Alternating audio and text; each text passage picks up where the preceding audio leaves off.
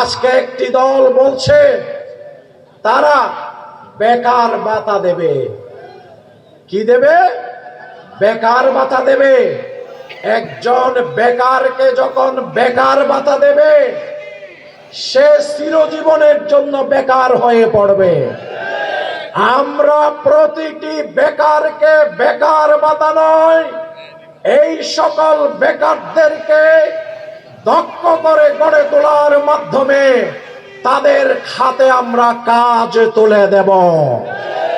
বেকার ভাতা নিয়ে যদি কেউ থাকে, তার কি সম্মান বাড়বে নাকি কাজ করে খেলে সম্মান বাড়বে? আমরা একটি ঐক্যবদ্ধ বাংলাদেশ চাই। আমরা একটি ঐক্যবদ্ধ ফটিকছড়ি চাই। আমরা আর বিভাজন চাই না। আমরা ঐক্যবদ্ধ ভাবে বাংলাদেশকে এগিয়ে নিয়ে যেতে চাই। বাংলাদেশের পার্লামেন্টে আমরা যাদেরকে পাঠিয়েছিলাম, তারা দুর্নীতির মাধ্যমে, ব্যাংক লুটের মাধ্যমে, আমাদের দেশের সম্পদ লুটের মাধ্যমে তারা বিদেশে আমাদের পয়সাগুলোকে পাচার করেছে।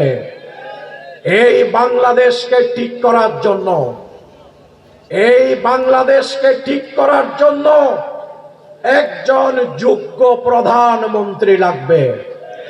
কি লাগবে কিনা? আজকে আমরা এই জনসভায় চ্যালেঞ্জ দিয়ে বলে যেতে চাই, বাংলাদেশ জামাত ইসলামীর আমির ওপেন চ্যালেঞ্জ দিয়েছে, জনাব তারেক রহমান উন্মুক্ত মাঠে এসে এই দুইজনের মধ্যে ডিবেট হোক।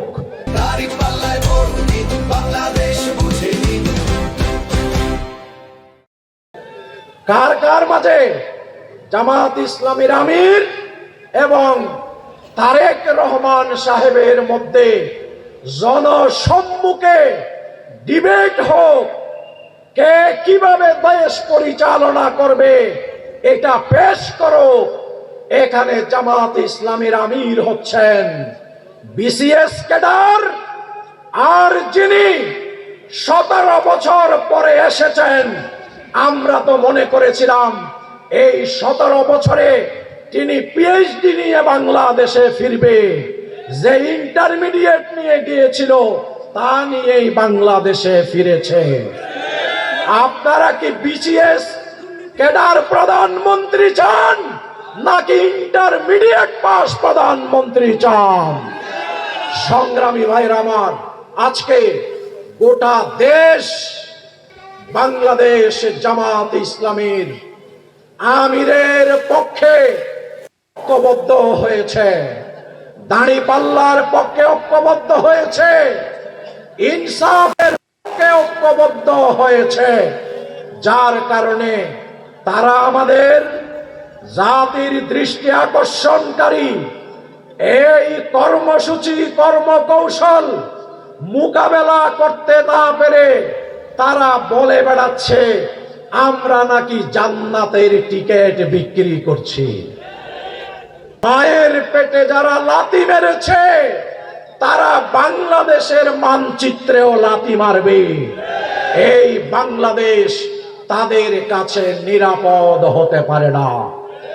আগামী 12ই ফেব্রুয়ারি বাংলাদেশের টেকনাফ থেকে তেতুলিয়া, রূপসা থেকে পাতুরিয়া, দাঁড়িপাল্লা এবং 11 দলীয় নির্বাচনী ঐক্যের যারা প্রার্থী, বিশেষ করে দাঁড়িপাল্লার পক্ষে যেই গণজোয়ার তৈরি হয়েছে, এই গণজোয়ার কেউ ঠেকাতে পারবে না।